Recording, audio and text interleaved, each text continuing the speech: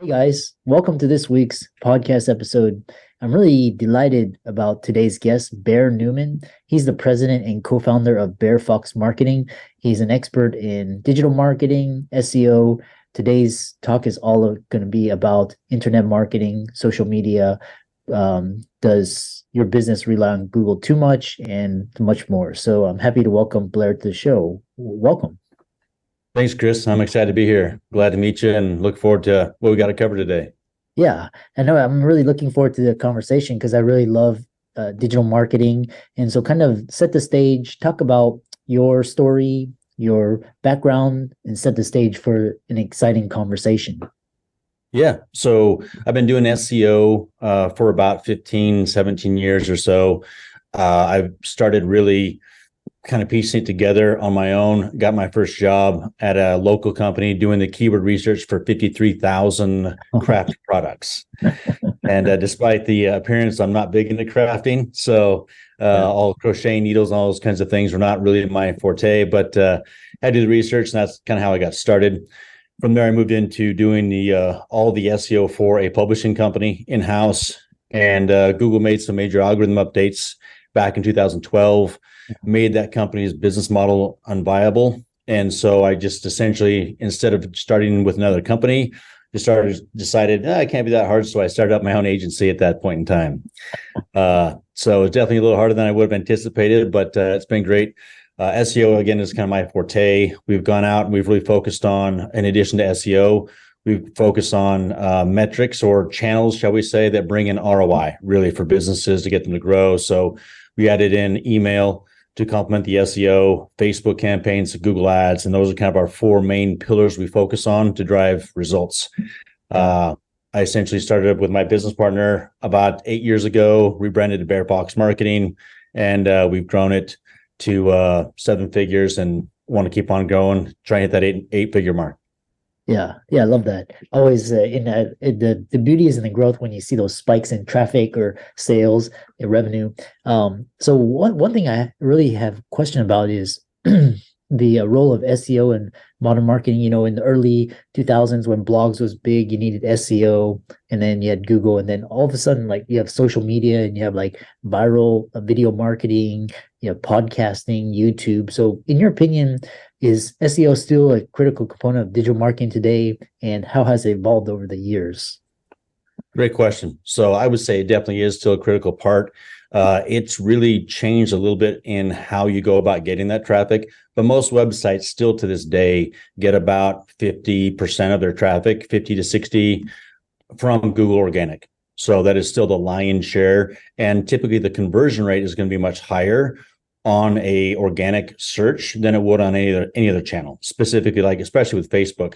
A lot of times if you're in a Facebook campaign, your Google organic traffic will spike for your company name. The trust factor with Facebook is much lower. And so they'll actually see your ad, Google your name, and then go in through there and actually purchase your products or your services that way. Oh, But yeah. it's definitely changed quite a bit.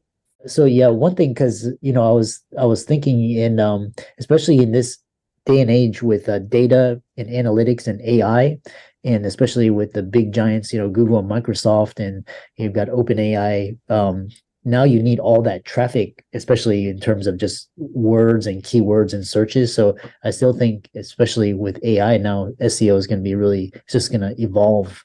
The next question is kind of this dependency on Google. And what was interesting was, like, I had a question and the other day, and I actually didn't use Google because Google just provided me a list of websites, but ChatGPT actually gave me a cohesive answer to kind of look through it, and actually was much better than Google search. So do you believe businesses are overly reliant on Google for their digital marketing success, and or is there another challenger, and how can they diversify their strategies?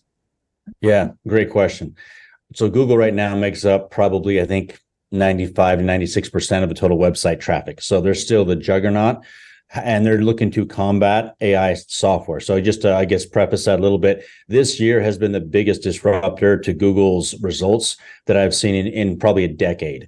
That AI came out, and AI really, Google's challenge is to combat low quality content. So AI comes out, it's great that it creates content quickly and it's relevant, but it's not really high quality. If you use it just to plug it in, play, copy, paste, not going to work. So Google's algorithm has really had to work extra hard, lots of updates this year to combat low quality content. So Google's definitely doing what they can to mitigate that. I do believe a lot of people are too heavily focused on Google, too heavily reliant in the fact that Google Ads still makes up the lion's share of all of Google's revenue.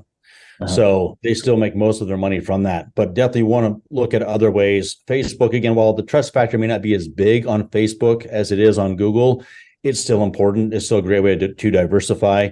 Depend on what you have. If you have a product or a service, looking at layering on additional sources of traffic. So, and again, not just Google, but even with Amazon. If you have an Amazon store, 100% of your, or say 90% of your revenue comes from Amazon, that's a very dangerous game. Anyone who's been doing it for a while knows they do one update and you could lose 50% of your sales or 90% of your profit margin. Depends on what they do. So with Google, Amazon, any channel, I like thinking my business is mine. And the only way to really do that is to not be solely reliable on, or not to solely rely on one channel for your sales and your income. Yeah. Yeah. I'm always a proponent of the omni-channel approach, and it's really interesting. So kind of, diversifying away from Google risk. And so kind of what are some strategies, what are some platforms you mentioned, Facebook, what are some other distribution channels that people can go on to start marketing and getting more traffic? A lot of it will depend on the actual result you want. So if you're looking for an item to sell, or if you want a service that you want to sell, are going to be a little different. So again, a couple right off the top of my head, Facebook is a great one. It's probably the second channel to go after, as well as your demographic. The demographics are changing a little bit, but there's an older market on Facebook. So if you're looking for like C-suite type individuals, Facebook would be probably top of your list, but TikTok's always good. LinkedIn is a great one as well to get kind of campaigns dialed in there. LinkedIn's definitely a lot more tricky and difficult to really get to perform consistently. It should be the juggernaut of all the channels for B2B sales, and it's not. It's a little bit of a mixed bag, but LinkedIn, Facebook, Instagram, the two are very similar as far as you post on Facebook. You can also do it on Instagram with a click of a button. Again, TikTok is starting to surge with a lot of good things there. So those are probably the ones top of my list. There's obviously a number you can still go in after with additional channels. Yeah, I love that. Especially TikTok now is offering like TikTok shops and also products as well. And it's great because that viral form of marketing it's almost like ads. You just put these viral reels and get millions of views and get conversion. So next question is, with this, you mentioned AI was huge this year. And how can businesses effectively leverage AI in their marketing strategies, and what impact do you foresee AI having on the future of marketing? AI is going to be huge. There's no question there. And it's one thing to be afraid of it and to kind of push it off. It's inevitable. It is coming. And the other thing, to really embrace it. So the way we're embracing it, I've embraced it, is really to augment and improve what we currently do. So instead of say we're writing an article that we want to rank well in Google to get traffic from, instead of taking one person maybe 6 hours to write this article and make it really just amazing, we can do that in an hour with AI. Use that, have it rewritten, get images, use AI to actually create custom images with the content and make it super engaging, really valuable, and put that in there. So now all of a sudden you've got as high level of quality of an article, possibly even better than you could have done in a fraction of the time. So really just use AI to make what you have even better. And as you do that, you're going to have an advantage, because your competitors, most of them, are probably going to be using AI to cut corners. And that is where they're going to have the downfall. So as they're cutting corners, you focus on doing really good quality work and content, you're going to automatically just start to supersede them, because it's going to catch up to them. Yeah, I love that. What you're talking about is scaling in quality and quantity using AI. And it's amazing because I've used AI and it's basically 7x my content output and just kind of, dramatically cut costs, and save so much time. Mhm. What's interesting is, you talked about the certain, kind of Google and all these platforms kind of moderating AI, but so many people are putting AI generated content that they're having trouble keeping up. So it's kind of just this flood of just AI generated content. Moving on is this marketing and brand identity development using what we just talked about, SEO, tech, and all of that. So, how do you approach developing a brand identity for a new business, and why is it vital for their marketing success? So really it's about just, I feel, consistency and trust. That really, if you, as you're building out your website, your content, whatever that is that your name is associated with it.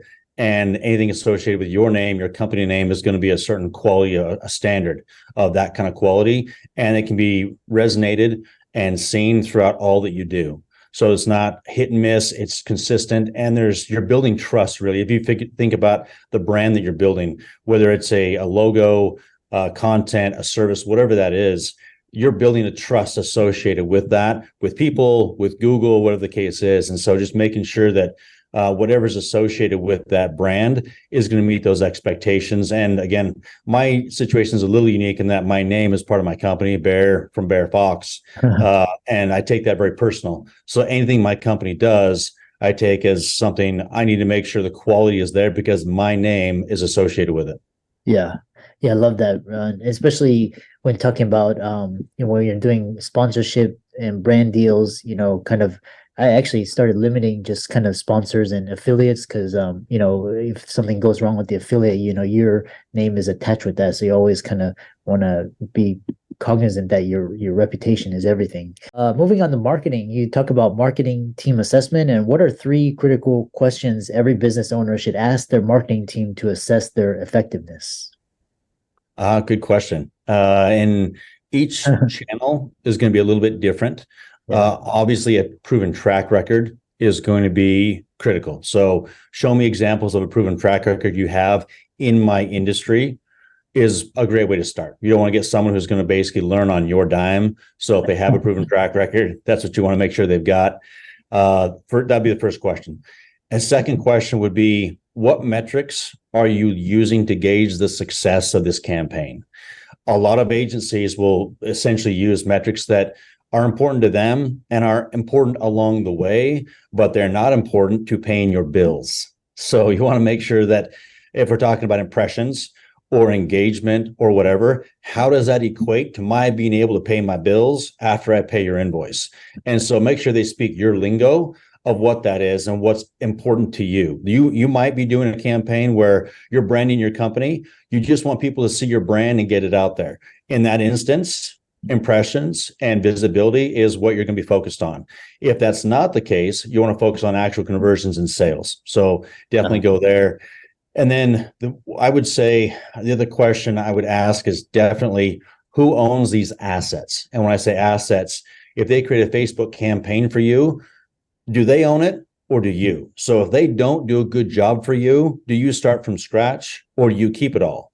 If they're building a website for you, are you renting the website or do you own it? Who owns that website? So everything that they do for you, make sure you retain ownership of everything they do. Because if they sit back, don't do the job they claim they're going to do, you can take those assets and find someone who will do the job for you. Yeah. Yeah, it's all about control and ownership, and especially with with editors. Now, I mean, now I have AI editors, but in the past when I had edit, I would get the rough copy, and and then that way, if I could do what I wanted with it, and just like this podcast, I'm going to share the recording with you, so you can make clips and reels, and do what you want as well. So moving on to like custom marketing strategies, why is a tailored marketing strategy essential for businesses, and how do you approach creating one for your clients? Great question. So it is absolutely critical. every situation is a little bit different. So really it comes down to, do you have a brand new website that you're getting started with, or do you have an established website that's struggling? That strategy from pretty much every angle is going to be radically different from an SEO perspective, from a Facebook campaign perspective. Do you have an established brand? Do you not? So really having someone who can go in and assess the strategy. And that's really where I'd say the magic happens with an agency, is getting in, they can execute. Finding people who can execute isn't too complicated, isn't too difficult. The big part is the strategy and understanding how the channels play together. Because we have so much data and so many analytics, a lot of people get stuck on, well, this channel produced this number of ROI, this channel produced this, not understanding how they play together. So like I used with the Facebook example, you run a Facebook campaign's not performing great, it's okay, but your organic traffic is rocking, it's amazing. Not knowing, so let's go ahead and cut off the Facebook campaign because it's not producing. Not understanding that they're Googling your name from your Facebook ads, and that's how they're buying. So the Facebook ad, while it's not directly being correlated with the sale, is actually fueling all of your organic sales. So if you cut that off, you also cut off your organic sales. Yeah. Yeah, I love that. Kind of we're ending in a really fantastic episode, and we're kind of ending. So kind of talk about ethics and marketing, and what are some red flags business owners should watch out for to ensure their marketing agency isn't taking advantage of them, and kind of end it on inspiration of how can people find you, follow you, work with you, etc. Yeah, perfect. So that's actually a big concern of mine, is making sure that the agencies out there, that they're ethical. And I feel like there's a lot of agencies that give good agencies a bad name.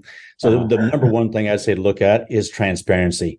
What are they showing you? How can you validate that? So if they're saying, hey, we generated 100 phone calls and new business to you this month, do you have a recording of those? Can you go through and see it? Did your phone actually ring? What do your numbers show that you can validate that? So I would say the number one thing would be transparency.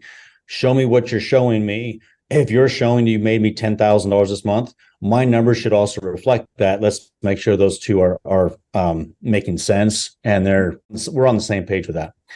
So that's the big thing. Again, if you own the assets, if a lot of people will fall into the mistake of, hey, I'm going to get to this great website, super cheap. You only have to pay $300-400 a month or $1,000 a month, not realizing they don't get to own it. So that's really some of the biggest red flags I would say that jump out. And then people trying to pitch themselves up, well, I work in this industry, so I'm an expert in another industry without a proven track record, is going to come back to burn you. So those are really the big things that jump out at me. I've been doing this again for just SEO itself for 15 years. I had an agency for, I think, 12 of the 15. I'm Bear from Bear Fox Marketing. Anyone has any questions, bearfoxmarketing.com is our website. And our contact information is on there, phone number, email. We do a consultative approach. So if anyone had any direct questions on their specific situation, we don't sell any services to anyone that we don't feel we can make them successful. So we run the numbers first. And so we get an idea of what you're looking to accomplish, who you are, before we do anything moving forward. Yeah, really. And for all the audience out there, let's thank Bear for coming on. He's an accomplished digital marketer. Be sure to follow him on all his socials. He's Facebook, Instagram, LinkedIn, YouTube. Check out his company website. And with that, thanks so much for coming on to the podcast. Yeah, thanks, Chris. Appreciate it. Been great.